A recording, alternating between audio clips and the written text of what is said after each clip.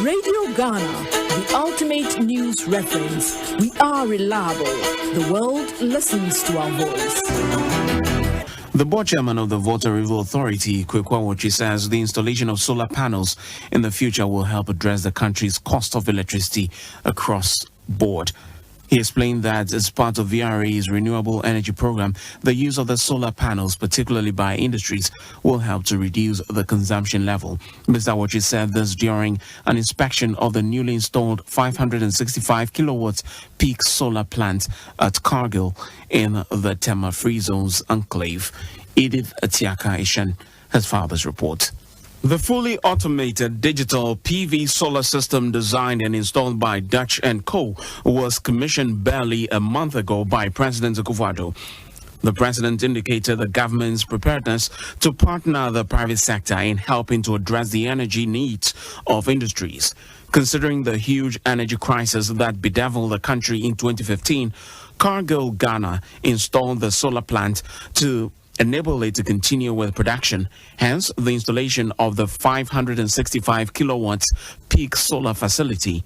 The board chairman of the Volta River Authority, Kweku Awotwi, said as part of the country's overall renewable energy program, many companies such as Cargill are being encouraged to introduce such innovations.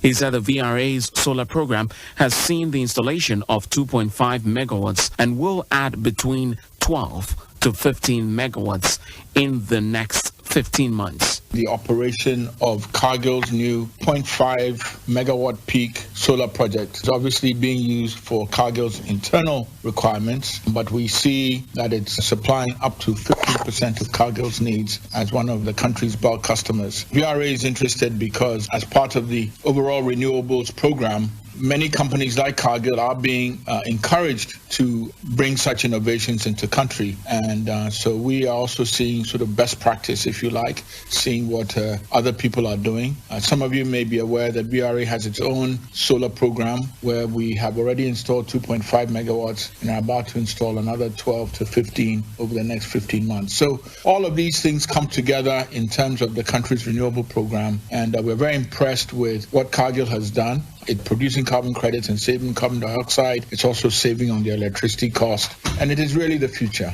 The renewable energy consultant for Ghana, Stephen Burley, who commended Ghana for having the Renewable Energy Act since 2011, said there is the need for an enabling environment. He noted that the cost of the installation keeps dropping, explaining that power generation from solar is cheaper than oil and gas. Thing that has started somewhere else in this project in Tema is a significant indication of something that has started somewhere else on the globe and is now reaching Ghana, which is renewable energy, in particular solar energy, becomes competitive and is even providing electricity at a cost that is below ECG electricity prices. Ghana has taken exactly the right steps. They have Renewable Energy Act since the year 2011. There's various incentives for the private sector, but also the public to invest in renewable energy. But I think the time has now also arrived in Ghana where renewable energy does not necessarily have to rely on subsidies. What they need is an enabling environment for investment because it is competitive. The prices for,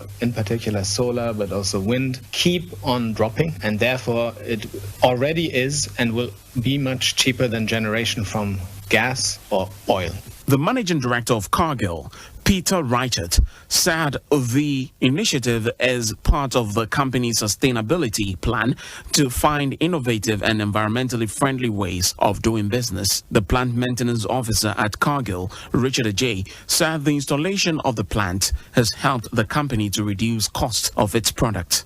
One of our goals is to be globally responsible citizens. In that light, we aim to make most of the power that we use to process our products renewable, not only for electrical, but also for various things like steam generation and others. In 2015, when we saw power prices really going up and the need for the country to get more power in the portfolio, we also thought it wise to have a two-way achievement of the goals by introducing environmentally friendly means of power generation. and solar came up quite strong in that objective. For one, energy prices are quite high. So at peak, we produce 24 hours, 7 days a week. So every time we're generating from the sun, we are using that energy, and that's free energy. And that helps us to reduce the cost of our products. That was Edith Atiaka-Ishan's report.